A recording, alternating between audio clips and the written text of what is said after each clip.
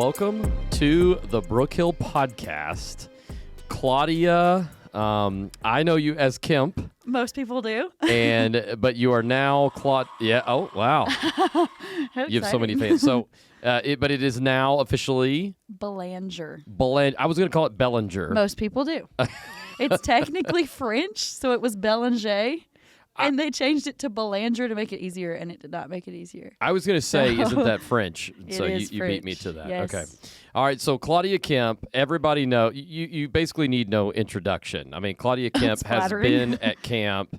I mean, I know you've taken the last 2 years off, but, we'll probably get you back next summer, maybe, hopefully. Oh, okay. But when was your first year at Brook Hill as a camper? 2007. 2007. You were a camp. What grade was that? Third grade? I was 9 years old. Yes, sir. 9 years old, third grade, and you are second generation? Yes, sir. My mom grew up at Brook Hill. Oh, my She gosh. did. Oh, my God. And you said she went to the 2-week session. She loved the 2-week session. Her only regret is that if she had gone one more week, she would have had her advanced equestrian. And she still talks about it like 40 years later. So. Okay. Does she need get master's degree? Does she need to go back and get her AE? Do we need to have her during the year? That. Yes, I think she have would. her out there jumping the horse. I think you would make her year if you did that. Okay. Tell her we're going to work on that. Okay. So, Claudia, you were a legend, and you were camper, you were JC, you were senior counselor. I was general store. General senior store. counselor. Okay. Yeah. Yep. And then you senior counselor, Yes. and then you helped pioneer the LC position. Yes. And now you are a school teacher. I am. And so we're going to go through that, all through Okay. that, but Okay. as we talk about that. But before we do, Okay. we have to play a game. Okay. And this is a Brook Hill game because it's a Brook Hill podcast. Right. Of course. And what you're going to have 30 seconds. We're going to test your Brook Hill loyalty / knowledge. Okay. All right. Okay. You're going to have 3 categories. You're going to have Brook Hill songs, any song. Any that. song we have. I got that. Council Ring, Devo, worship, whatever. And we've got cabins, girls and guys. Okay. And then activities. And it can be old and new, whatever. So you can bounce between the 3. You don't have to Okay. pick one and stay in that lane. Okay. All right. So that's what we're going to do. You All got right. 30 seconds and you can just fly all over this landscape. First, let's go ahead and intimidate her with the leaderboard. The leaderboard. Oh gosh. All right. The leaderboard, Anna Waller. Okay. No pressure, but she's at 34. Then we have an alumni, Lindsay Perry. You actually fall in the alumni category. So I guess both of those really would. And fall in the I've alumni had category. Lindsay's daughter in my cabin. Okay, so therefore I did. you should. So I know she's a legend. Okay, okay, all right. So you're gonna have 30 seconds Okay. between those 3 categories. As Okay. soon as that timer goes up there, you may begin. Begin what? Anything? Go. Frogs go lottie dotty those Okay, songs. let's what reset am I that. doing? I Claudia- don't understand the rules. You're just. I heard categories. You're throwing any of those up. Anything out. Anything out. Okay. The name of songs. Okay. The name of bunkhouses. The Okay. name of activities. Okay. You start. Boom, boom, boom. Okay. All right. Anything I can think of. Yes. Okay. Yeah, and we're going to unofficially count And it. activities is one? you said? Activities. Okay. Yes. All of that. All right. We ready? Sorry. Yeah. We're, Huh? new or old. Yes. I won't be good at new. Okay. That's right. All right. We ready? Yes. Go. Hodgepodge, horseback, crafts, shenanigans, island games, archery, riflery, tennis, big lake, small lake, nature, okay, Lipizzans, chestnuts, palominos, percherons, fillies, bays, blazers, pearls, mavericks, walkers, this is hard, hackneys, I'm panicking. It's the timer. All right. Unofficially 22. I think you're unofficially 22. Throw that leaderboard back up here. Let's see where she might be ranking at 22. Oof. Oh, you just missed becoming significant. In fact, these people are probably all going to get Look at all dropped. those people that I was here so much longer than. Rude. All hey, right. Was that Jason Ross up there? Yeah, I don't okay. feel so bad. Now, Jason is going to be upset because Jason was the first one to do the game, and we had a 20-second timer. Oh, so he in doesn't 20 count. second, he was too shy of you in 20 seconds. So he needs a do-over. Okay, fair. All right, so let's talk about camp because Claudia, you were like the camper. Like when we talk about campers, you were the camper. Like Okay. you were more pro Brook Hill than any little kid that I know. You were the one. Correct me if I'm wrong, but like back home, like you had all the stuff and Yes. like take me through that. Like what does that mean? I was obsessed with Brook Hill. I have lots of friends that have never been to Brook Hill, but they think they have because they know everything because it was all I would talk about all year long, no matter how old I was. I only convinced one of them to come. Only one. But I tried to get more. You think you pushed them away with how obsessed I you were? possibly did. I might have. Because my brothers both loved Brook Hill also, and they got annoyed with how often I talked about it. So my mom was the only one that did not get annoyed with how often I wanted to talk about it. And yeah, I'm sure some of your friends are like, all right, here's a rule. Claudia, we can hang out, but you can't talk about Brook Hill. Did you ever get that? Yes, several times. Several times. I Had to love make that. a rule for myself in the classroom because the kids figured out lots of my kids go to Brook Hill. Lots. So I was the Brook Hill teacher, and they all figured out if they talked about camp, Miss B, which is what I'm called, would get off topic, and we wouldn't have to do school. Kids So are all the same. I'd get like 30 seconds in, and I'm like, whoa, no, I can't do this right now. We'll talk about it at recess.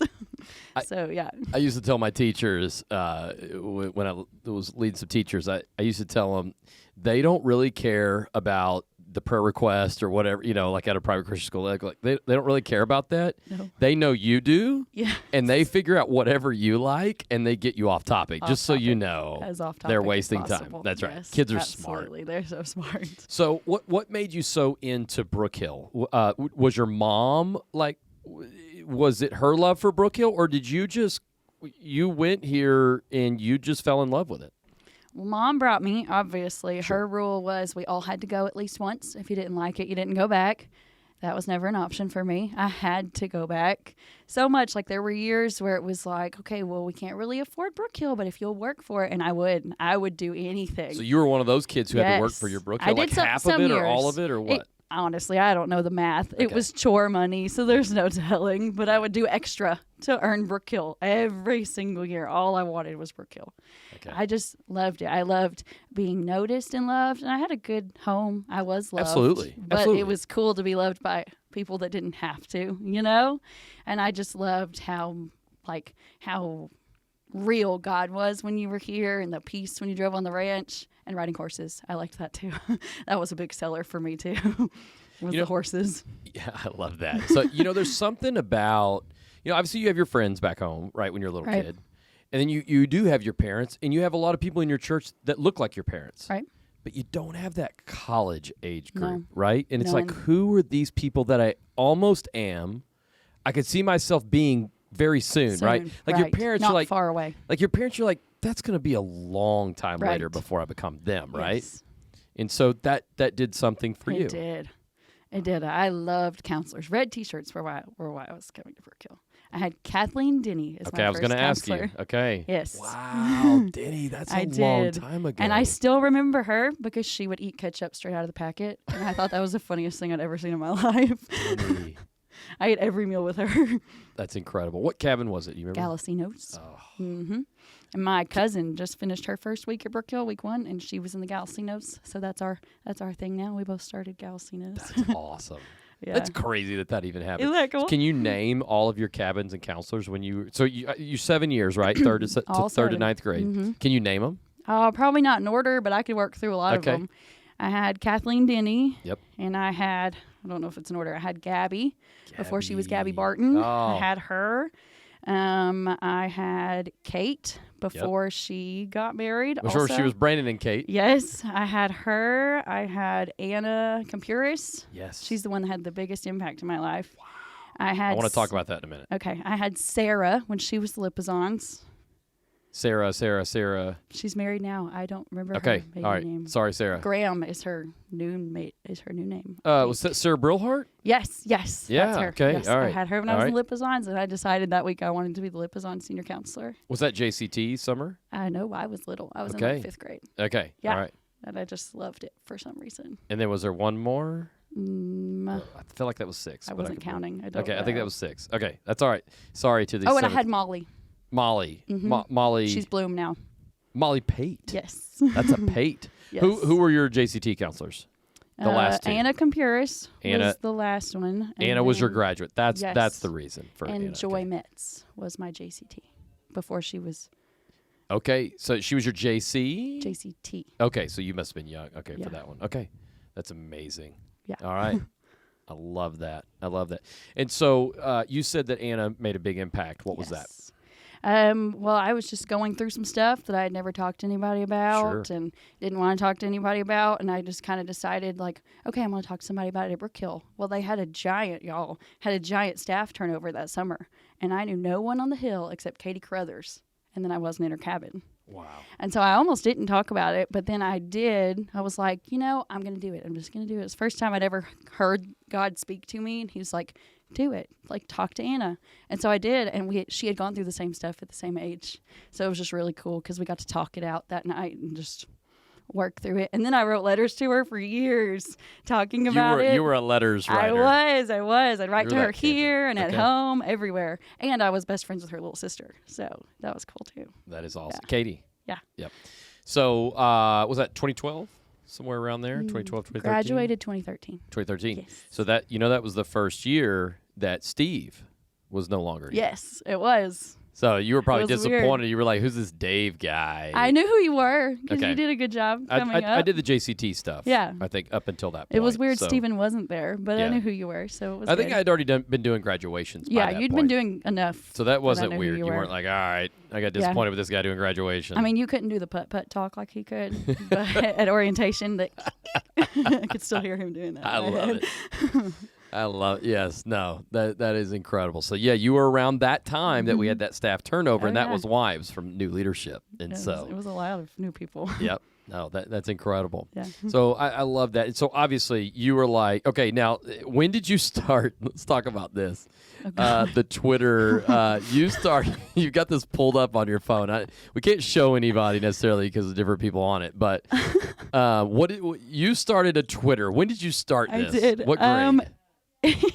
2013, I think. So this was graduate. Yeah, I joined October 2013. After your graduate summer. After graduate summer. What was it called? It was called Brook Hill Confessions. Did you ever get anybody to follow it? Yes. Like, did you have It was the talk at Turkey Day that year, and I was sweating the whole weekend because people were trying to figure out who it was. And you did not want anybody I didn't tell to a soul until it Okay. was almost over. And I was taking a picture with Lauren Brinkley, and I decided she'd be the one that I would tell. At Turkey Day? Yes. And then I think she went to lunch with staff that day and told all of them that it was me because they all knew by the time I was a JC that summer. That's hilarious. Like, there's one picture right here where it's a picture of Fun Swim Hill, and it Yes. says, just a little happiness for your timeline. Oh, I remember this picture. You're the one that took this picture? No, I stole it off of your Facebook. You stole it on my Facebook or Brook Hills or whatever? Yes. That is awesome. And did y'all tweet? Did people tweet back and forth? Did anybody say, Yes. who is this? Yes, I was sitting at a table at Turkey Day. Okay. And they were talking about Brook Hill Confessions, and they were like, I'm going to tweet them right now and see whose phone goes off. And I was like, under the table, like, I got to turn it Like off. smashing it. It has to die. Yes. I don't know what happened. That's awesome. Yeah, so I don't think anyone my age ever found out, but Yeah. all the senior counselors knew that Yeah. it was me. That's awesome. Yeah. Yeah, no, you were definitely that. You were even that person as a JC. I mean, we remember I was it. obsessed. I mean, yes. And you worked your first summer as a JC. How many weeks did you do? Do you I worked remember? one. Just one.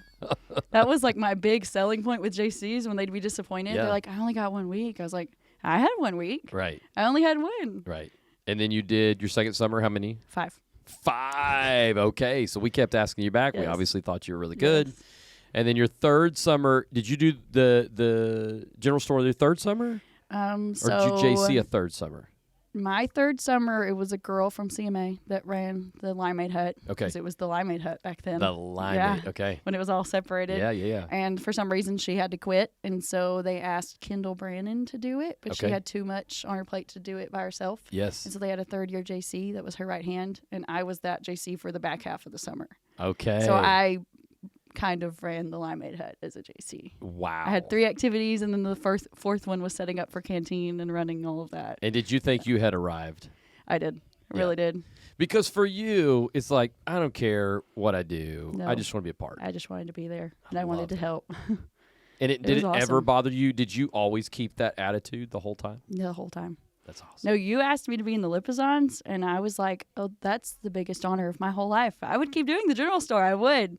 I want to be out there, but I will do it. Wow. But it was exciting. Yeah. Wow. I just wanted to be here. Right. So tell us a little bit. Obviously, we talk about life, legacy, and leadership on this podcast. Okay. Tell me just a little bit about that. Like, where did that come from? Where did that motivation? Because I just feel like, so many people make everything about them. Yeah. And that Jesus talked about that. If you want to be greatest in the kingdom, be the least, right? You want to be the servant of all, right? That's what he majored on. Right. That's literally he showed us the way of leadership and legacy, right? This is the way. This is the better way. He was always showing us a better way. That's right. Yeah. But there's that flesh that we all have, and we want it to be about us, right? My Brook Hill experience. And to me, you more than anybody, someone obsessed with Brook Hill, should have made it all about you, and you didn't. Where does that come from? Like, where does that come from? Where, like, explain that to us. Well, for 7 years, it was all about me. You know, because I was a camper. My mom paid for me to come. It was the best week of my whole year. Looked forward to it, counted down days. But it was only about me because all those red T-shirts made it about me. So then that changed my life, so I made it about them. That was the thing. I love that. I'm going to cry. I know, but I love that. You just have the biggest heart, Claudia. I mean, you always have. It's what everybody's known about you. I love it. I think this is officially our first cry on the Brook Hill podcast. Oh, my mom will laugh so hard when she hears you say that. No, I think that was our first cry. I don't think it's gotten that deep before. That's awesome. No, I love that though. So for you wanted to return the favor. I did. You got it. I did. And we talk about that, but not everybody gets it. And so you got it. So for you, as you were in JCT meeting or you were in JC training, you were soaking it up. Yeah. Is that right? Yes. Were you the one with the pen ready? I was. I still have all of it. I do. No way. It's all in a box of Brook Hill memories, but I have all my notes. I mean, there were kids I met as a JCT that I then had as a counselor, and they remembered me as a JCT because I was practicing. Come on. Yeah. What anything you can remember that stood out to you during that time? Like what you think you were kind of downloading and what you were learning? How important it is to connect with people. That's probably the biggest thing I've learned. That's what's made me a good teacher. It's hopefully what makes me a good friend. Hope I'm a good friend, but it's what made me a teacher because you always said, they don't care how much you know until they know how much you care. And then one time Miss Hetty was talking to me about school randomly. I don't even know where we were, but she was talking to me about school, and she told me, she was like, every person you pass is worthy of your notice because Christ died for them, so they're worthy of your notice, all of them. And I tell myself that at school all the time because, like there are some people that are really easy to love, and then there are some people that aren't. Sure. But they're all worth it. So. They all need it. Yes. And probably those who are harder to love are the ones who need it the most. They are. They are. So good. Yeah. I mean, that has to be the way Jesus walked past people. Right? Yeah. And the ones who need it the most is probably the ones he wanted to talk to the most. Yeah. I mean, remember when he talked about, does a doctor see well people, do well people need a doctor to sick people, right? I just highlighted that verse in my Bible this week. Let's go. That's funny. Well, no, because, he would walk through a crowd and pick out an individual, and that's kind of what I learned in JCT meetings, because y'all would talk to us about the kid who doesn't have friends. Go be their friend, You would challenge us. Go meet a new person. And there was one time you challenged me to do that, and I met a girl who her uncle was my neighbor, like randomly. She wasn't even from Texarkana, but her uncle lived on my street. I don't know how we figured that out, but I've always remembered that because that was funny. That's amazing. Yeah. So you were just soaking up everything. Yes. If everybody could be that teachable, and then, Claudia, you go on to pioneer the lead counselor. I pioneered 2 jobs. You pioneered, the general store? Yeah. And then the lead counselor? Yes. Okay. But with that heart, do you think God picked you out perfectly to do that? I think he picked all 4 of us out for that. The LCs? Yeah, I think he did. Oh, my gosh. Ben Brown, Molly. Yeah. Andrew, who did 2 tours as an LC. He did. And legend. For Andrew, it was a completely different, after y'all did, we were like, okay, we love having them. We have to have them. Now let's start figuring out what we really. Fine-tuning. That's right. Yeah. That's right. And it's even different this year, the third year. It will be. So, what do That you works. think you learned the most from being a counselor, lead counselor, maybe even that you apply today as a teacher? What do you think you learned the most? Well, like I said, connecting with people. I've learned how to do that on a non-shallow, on a deep level, even if there's someone I have nothing in common with, but just to be able to sit down and talk to them or notice them, like even small things are really important to people. And I've also learned how to lead. I mean, I had to speak in front of a lot of people at school, but it was easy because I did it here first. I mean, speaking in front of 400 people, when Jason doesn't tell you what to say, he just tells you to go talk. That'll get you ready really fast. It really, really will. Have you done like school assemblies?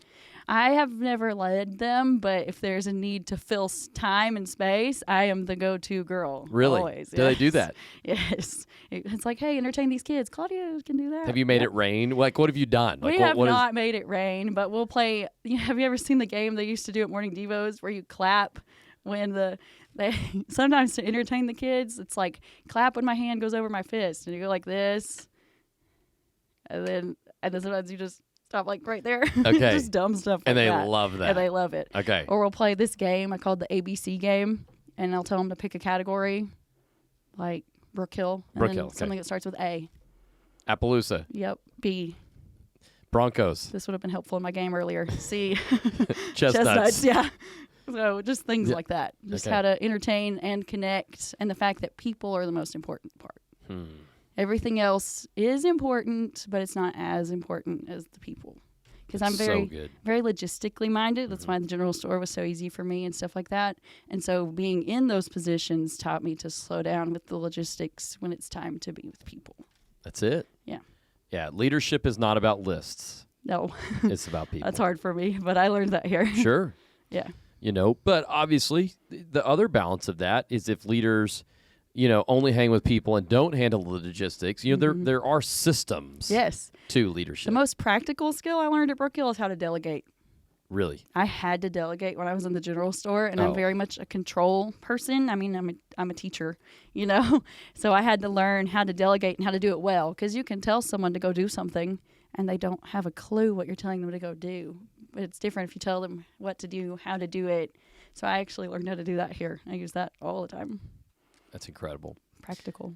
And you've been teaching. This was your second year to Yes. teach. All right. You taught what grade? Fifth. Fifth grade. I did. All right. Is that going to be your grade, or are I'm you open? moving to sixth grade this year. Moving. You're graduating. Took you 2 years to graduate sixth grade? It did. That's Yep. incredible. So I'm Okay. moving to a middle school. Why sixth grade? Because it's middle school. Is middle school sixth? What is it? Middle school is typically 6th through 8th. Sixth or eighth? Okay. So Mm-hmm. okay. Middle school is what was my goal in the first place. After working here, I learned that's the age that I like the most. So that was my goal, but I ended up going elementary because the classes were better with my schedule. And so I saw an opening for 6th grade, so I took it. In fifth grade, upper elementary. I mean, you know, you Fifth, weren't. I mean, you they weren't- were the same. I mean, they were similar. Yeah, Sure. it was good. Sure. But I saw an opening for 6th. You know, sixth to eighth grade, Claudia, that can be a difficult time in life. It is Right. the most awkward and difficult time. Yes. And they are hard to love sometimes. It takes a special type. And I like them. So What are things that you're seeing what are things that you're seeing them having to navigate? Like what are things that you already know? And I know just a year or two into it, but you know, what are some things, maybe you got a sixth, eighth grader listening right now. What are things that they're navigating? What are things that you're trying to help them? Because a teacher is more than math and reading and science, right? I hope so. And if we're going to get back to education helping kids like it used to, we're going to have to be camp counselors in the classroom. Yes. And because there is more than academics, there is character development. Yes. And if we don't develop character, we're going to put some characters out in the world, you know. Yes, trust me. And so, Yes. what are some things that they're navigating and need help with? They are navigating almost everything. They are navigating friendships and drama. Middle school drama is a real thing. It's really funny coming off the playground, though. It's really, really funny, the drama that'll come off the playground. Okay. So they're navigating friends and relationships. They're navigating a bit of independence. Some of them, their parents still keep up with when their homework is due. Some of them, their parents are kind of letting off a little bit. They're navigating their personalities. They are trying to become their own person, and that comes with a lot of pressure because they want this, their friends are doing that. So do I go with this or do I go with that? And it might not even be a moral issue. Sure. It might just be it could be a hobby. Yeah, or like my friends wear Lululemon and I don't. So, I mean, it can be anything. I mean, anything. So they're navigating becoming a person, basically. Not saying that elementary kids aren't people, but, you know. Elementary kids, I think, are more likely to do whatever they're told. Yes. Right? Yes. You know, they're struggling with, do I listen or not? I mean, it's that basic. Yeah, that's basically it. But 6th to 8th, it starts to go, who am I and where am I going? And do I like who I am and where am I going? They're also navigating a lot of stuff that we didn't have to with the internet and how much access they're given to and what they find on there that they don't know or understand. So they're having to navigate dealing with all those things. And my friend looks at that stuff, but I don't think I should look at that stuff. So they've got a lot thrown at them, actually. Are phones a big deal? Like, are they allowed at your school? They're not allowed. Not allowed. They show up, but they're no. not. I know. Wait a minute. If it's not allowed, how do they show up? I know. Crazy. Backpacks dinging on the wall. Okay. No, they show up. The school I went to school I worked at, was really small. And so a lot of the parents actually did not give their kids cell phones. Okay. But some of them did have cell phones, and it depends on the kid if it's an issue or not, if they were mature enough really to have it or not. Yep. Yeah. All right, so cell phones would be an issue, and I mean, social media is happening at that age now. Mm-hmm, it is, all of them. Okay, all of them have it, and that brings on a whole fun thing of navigation. Yes, lots of peer pressure and wanting to fit in and be cool. Yep, lots of it. That's crazy, and so important that teachers and I don't know, is that middle school youth groups? I don't know where that picks up in the church world. I think it depends on the church. Depends on the church and Ours what their program 7th, it is. Okay, so. yeah, but those mentors are just key. Mm-hmm. I mean, they are key because, 6 to 8, it's all of a sudden, mom and dad maybe become a little foreign at that point, right? Yeah. It's like, I got to hide this from mom and dad. I remember one time Melissa was talking to Olivia, and Melissa was asking her a question, and Olivia's like, well, I can't tell you that. And Melissa said, why not? And she goes, well, moms and daughters don't talk about those things. And she goes, and Melissa, Melissa goes, well, who told you that? Mm-hmm. Why not? And and Olivia goes, I don't know. But that was kind of a moment where Melissa, just kind of turned it on her and it's like, no, I'm still in your world. And Olivia's like, okay, and so, but that's so natural for them to be able to separate there. Okay, well then now who am I listening to? Yeah. Right? And that's where you come in and be able to help. And so what drew you to teaching? Is it the whole just camp kids? And I have wanted to be a teacher my whole life. Wow. So I have 2 younger brothers. John Riley is 20 months younger than me, but Thompson is almost 7 years younger than me, and he was my first student. I taught him everything I learned in school. Okay. So when I was in kindergarten, like Thompson, well, I guess he wasn't born yet, but when I was in first grade, Thompson was learning how to count because I was learning how to count, and so he was going to learn how to count. I taught him everything except multiplication. He just could not get it. My dad tells this story where I would try to teach Thompson how to multiply by 0 and be like, it's 0 every time. And I'd say, what's 0 times 5? And he'd say 5. And Dad says that I thought that was the funniest thing in the whole world, but he wouldn't understand it. He's like 3 years old. But he's now like a math wizard. Like he made like a 34 on the ACT. That's because of you. And I take the credit, yes. You should. Even though I'm not good at math. I take full credit. But I've always wanted to be a teacher. I just like teaching people things. Okay. I always have. I don't know. And then I learned I liked kids. So it put it together. And that is natural. Okay. Yes. You are recently married. I am. All right. Yes. What's his name? His name is Lynn. Lynn. Yeah. Lynn made an appearance on the podcast Yes, he here. did. Shout Obviously, out. I met him when we did Fields of Faith, I Yes. think. At Raising Cane's. Yeah, Raising Cane's. Yeah. Yeah. Great guy. And He's so awesome. does Lynn have to put a Brook Hill timer on you, or have you finally chilled out as a teaching adult? I think it depends on what I see on Instagram. Sometimes Instagram sets me off a little bit. Or my Snapchat memories lately have probably annoyed him quite a bit because I'll just be looking at things that we took behind the scenes on my phone while I was on staff. And he's like, that's not even funny. But I think it's hilarious. So he's toned it down a little bit because he doesn't get it. So he doesn't really care. I mean, he cares, but, you know. But he's going to be excited about Brook Hill being your kids being at third generation and that kind of stuff. We argue about it. Not really. It's a joke. He grew up at camp, but not here. Okay. And his camp starts earlier. Oh. So he's like, you're going to be mad when our kids like T-Bar M more than they like Brook Hill. Okay. Like, all right, T-Bar M, I never heard. Where's that one at? It's in New Braunfels, Texas. New Braunfels, Schlitterbahn. Yes. I'm actually going to New Braunfels coming up. That's where he grew up. That's where he is right now, actually. No way. Yep. Mm-hmm. Okay. All right. We're actually going coming up That's here. funny. He went to Schlitterbahn today. We've already reserved. We're doing like the treehouse thing. Oh, cool. I've never been. Yeah. Well, we've been before, and this is our second time. We'd always said we're going to go back with our kids get older. So, the thing right now is they will go to both camps, and then whichever they prefer. But whichever they prefer, we'll let them. What grade do they start in over there? I mean, unless they want to do both. That's true. Yeah, there you go. Do both. Some kids do. You know that. They start in first grade. And Lynn worked all summer 1 year in college, and he had a cabin of first graders. Oh. That sounds horrible, doesn't it? Yes. We start in the second grade here now. That is a new thing. Wonderful. Yes, that started the year. But I don't think first grade. I don't think they're ready for that. Yeah. They don't rough it as much either over there. Like their bathrooms are connected and no one else has access to it. Sure. So there's less that you have to watch for. Sure. But it was a sports camp too, so they'd pick a sport. And then that was their focus for the week. Okay. So yeah, he did that in college and I did this. So it's like a competition in our house. Actually. How did y'all meet?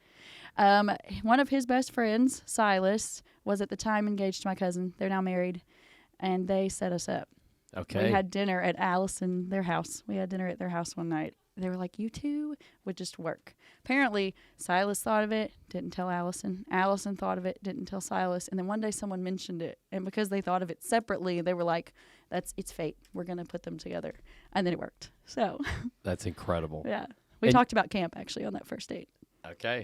All right. That's he realized. And y'all had the battle of the camps. Yeah, we did. We did, actually. Okay. Yep. Who won? I think it's a tie. We're both too stubborn. Yeah. I love that. Yeah. I love that. And so what do you think was, what would you say? You said you learned a lot about connection, but as a camper, what was the thing? I always like to ask this. What was your favorite thing about camp? You said, was it the counselors? Our theme is fun, connection, and Jesus. Yeah. What through the years, did you feel like you learned at camp? Did you love about camp? I grew up in a very Christian home. I was in a Christian school my entire life. I went to a very, very biblical church, but I learned how to have a relationship with Jesus at Brook Hill. I learned to read the Bible on my own, not just listen to it at school or memorize it for school or listen to it at church. And I learned how to pray in a real for kids kind of way at Brook Hill. And I learned how important that was all here. Through campfire talks, remember those? Yes. I can remember several. I mean, I can remember one that, set off my life for high school because it was my graduate year. Wow. And it was Susanna. Susanna Ripley. Yes, it was hers. And I remember it, and it, changed my whole high school career. Wow. She probably doesn't even remember that campfire. Do you even remember what she said? She was talking about bringing things to light and instead of being ashamed of things. And, there's a lot going on at that age. Like we said, that 8th grade age. And so she had talked about all that, and she was like, don't be ashamed. Talk to God. Bring it to the light. Talk to people. Get help. Whatever you're going through. I mean, anything. She just talked about all kinds of things. And I had never even heard that verse in that context. I'd read it, but I'd never heard it practically put until she said that. And it, I carried it all through high school. Yeah. God, that's so good. That's cool? So good. I hope if there's some girls listening, I'm sure some of your old campers are about that age now. What would be some things that you would encourage them in that they might be dealing with right now? Would it be that concept right there? What were things that you would say to them in the bunkhouse that you might encourage somebody in right now? There was one story I told my girls my last summer in the cabin. My junior year of college was really difficult. like I overloaded myself. I kind of had 3 full-time jobs a little bit, and very overloaded. And so I put off the Bible reading and all that stuff, which I was working Brook Hill between the summers before and after. And so that was like eating me away, because I'm like, I tell all these kids to read their Bible every day, and I'm not right now. And so there was one day I had a breakdown about it. Just heard a worship song from, I think, Maverick City, where it's kind of speaking from the perspective of God, saying like, it may be baby steps to you, but I'm proud of it, sort of thing, and like, come back to me. And I had this moment with God in my car, and I was like, I feel like your arms are crossed to me. And he was like, well, the only time my arms are ever closed to you is when you're inside of them. He's like, otherwise they're wide open waiting for you to come back. Wow. And so I told that to my girls every week that last summer, because it was like, oh, yeah, like, he's not ashamed. He's just waiting. You know, if you're a prodigal, he's just right there. You just got to turn around and come back, and he'll take you in. That's so good. So, if there's girls listening, they need to hear that. Anybody, yeah. They need to hear, anybody, obviously guys or girls, whatever, but they need to hear that, you know, because, you know, we get busy. Our focus gets on self. Yeah. And that's when our problems magnify. Yes. Right? Yes. You know, and then you know, because God's bigger than our problems, but when you're not focusing on him. Right. That they get really, really big. And I struggle a lot with like worth and performing for that worth. And so when I'm not reading my Bible, then it just gets further and further, because I'm like, well, I haven't been reading it, so I can't go back now because I haven't earned it. And that's not how it works at all. Because his arms are open until you come in, and then they close. That's so good. Yeah. That's so good. Yeah. No, it's true. So for you're kind of the performer. Yes, very much so. 3. If are you a 3? Yeah. Let's go. That's me and you. Okay, we're both 3s. Oh, yeah. No, it's so true. If we don't feel good enough, that's when we work harder. Yes. And we bury ourselves. Yes. That is so true. God doesn't work that way, and that's hard for me. It's true. Yeah. I don't. It's so hard to understand the concept that it's a free gift. Mm-hmm. Because I should think, no, you got to be good enough. Yeah. But you're never good enough. Mm-hmm. And that's even harder to hear. Yeah. That you're not good enough. No, I can be good enough. I can work a little harder. That's it. I can. That's it. Yep. Mm-hmm. That year, and then my last summer at Brook Hill, the thing that I would tell myself all the time is, do it with him, not for him. Like, do it with him, not just for him. Because I was like, I'm working at a Christian school. I'm working at camp. I'm working kids' church. But I've not picked up my Bible in 2 months. I wasn't doing it with him. I was just doing it for him. Right. And for me. To make myself feel better. I'll have time for you in a second, God. Right now, I'm too busy working for you. Yes. That's so good. Yeah. It's true. Mm-hmm. And it's easy to do. Well, I heard a guy say it like this one time. He said, don't let, how did he say it? He said, don't let the work of God kill the work of God in you. Mm. And I thought that was so good, because his line was, I let the work of God kill the work of God in me. Yeah. He said it like a shrunken heart. You know, He talked about he burned out and that kind of stuff, and it's so true. Pouring out when nothing's been poured in. It should just be an overflow. I learned that at camp, too. That one was Lindley at a campfire talk. That's good. You can't just pour. You have to let it overflow. Right. Yeah. It's both ways, you know, because if this water is just so saturated and it's never pouring out, if all you're doing is receiving and never, you know, serving others and helping, it's a balance. Yeah. That's so good. Yeah. That is so good, but it's easy to get in the rat race. Yeah. It is so easy to get into that. And so I love it. Another book I like, I don't know if you know, John Mark Comer, Ruthless Elimination of Hurry. I don't know if you've heard of that one. I have it. You gave it to me. Oh, yes. Yeah. Did you read it? Not yet. It's in my TBR, my to be read. Okay. To be read. Yeah, that was a good one. Yeah, we did books that summer. I remember that was one of them. Yes. That was one that had just absolutely changed my life. I'll have to go read it now. Oh, it's so good. Well, you're going to appreciate it more now that you're in the work world. Yeah, that most definitely will mean more. Because because all you're doing now, you're like, oh, I got extra time here. I know that's where you're at in your life right now. I got extra time here. Let's fill it. Yes. Yeah, we fill all the time. Let's commit to something else. Yes. Right? Yep. You know, and then that just gets worse and worse and worse. And then there's no time. Yeah. And then finally you're going to go, what am I doing? Then I need to read Ruthless Elimination of Hurry. I mean, that's literally what's going to happen because that's what happens to everybody here in America. I mean, that's what we do. Go, go, go, go, go. That's exactly right. Yes. That is crazy. So can you believe that, you loved Brook Hill so much. Could you believe that you were, this first lead counselor? Did you ever have a moment where you looked back and said, I can't believe I'm doing this? Oh, always. I always thought it was so cool. I got to start 2 different things at Brook Hill. I just thought I was going to just run a cabin, which was great. And those were 2 of the best summers of my whole life when I ran the cabin. But getting to pioneer and start something, that was cool too. Those were the hardest summers of my life, but in a good way. Like I worked really hard. There was a lot of sweat a lot in that general store right before it was air conditioned. Yeah, they're air conditioned now. I know. And I always thought it was cool. I tried to take the servant leader perspective from it a lot. And so I have a lot of memories in my Snapchat where I would look back because we squeezed the lemons by hand back then, remember? Yep. And so I would do it before canteen started, and I would squeeze like 300 cups at a time, and I would just put them all over the general store for them to mix together, and I would just look at it. And there was one day at the end of my second summer that I looked back and I was like, I have indirectly touched a lot of little hands. Wow. Like a lot of children, their hands. Because Wow. I would fill their cup or I'd make their drink and then I'd hand it to them. And then they would go have some life-changing conversation with a counselor because I gave them a good lemonade. That's the attitude. Yeah. That's what we got to get into people.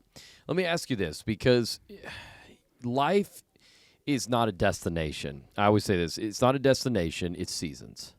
Right? That's good, yeah. Because you're just going from one season to another. If we see it as a destination, then we're always rushing through where we're at. Yeah, that's because it's like where I'm at doesn't matter, and it's not it. It's the seasons. present's very important. That's it.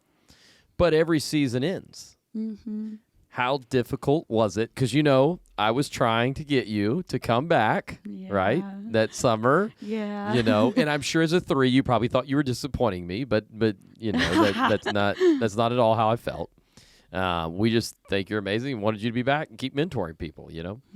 How difficult was it, and when did you know your season was done?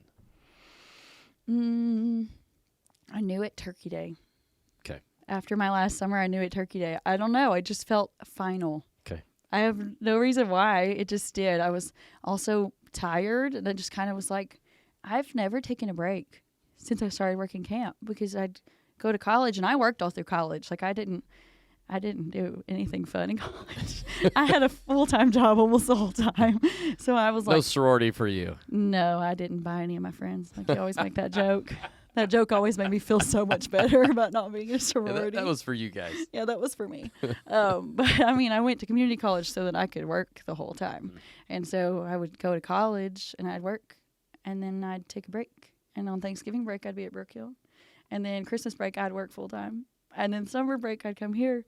And I just kind of realized that with teaching, I was more tired than I was at college. And I just needed a break. And Turkey Day felt very final. Like I was at peace with it being final. Sad, but at peace. Sure. Yeah. And then when I didn't come back, I was sad, but there was no regret. Like it felt right. It was the right season. Yeah. That season had ended, and a new, beautiful season, But I didn't feel like that my last summer in the cabin.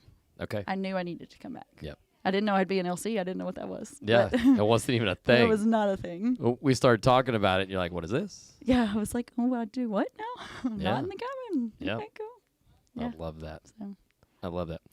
So what, as we kind of bring this to a close here, our conversation to a close, what would you say, overall was what do you love the most about Brook Hill? Like what, we always talk about build your own Brook Hill. Mm-hmm. Do you feel like that's something that you got out of it? What is it that you love so much? Because right now you're here doing a visit during the summer. I am. This is going to air, probably closer to the fall. But what made you want to? You come back because Brook Hill's a special place for you. Yeah. What would you say is what you love about it so much? The heart of it, like a love for people that's overflowing out of a love for Jesus. and just loving people the way that he loved them. I mean, you drive up on Brook Hill, it just feels peaceful. I mean, you just know. Like, it's a special place. I think Stuart called it a holy ground one time in a talk. And I was like, I understand what he's talking about.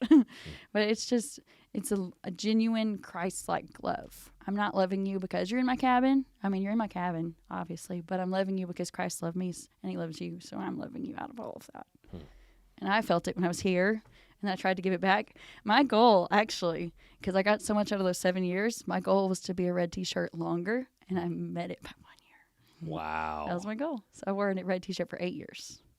That's so cool. Instead of 7. Yeah, that's why I came back that last year. I wanted to do it 8. Right. Okay. That was a goal. That's crazy. Yeah, it was my goal. That's crazy. I know. That's so. Who thinks like that? It's so crazy. Now, for your kids, 2nd through 9th grade, they're going to be here 9 years, right? Right. It just got more difficult. No. Yeah, I don't know how they'll do that. But. That's right.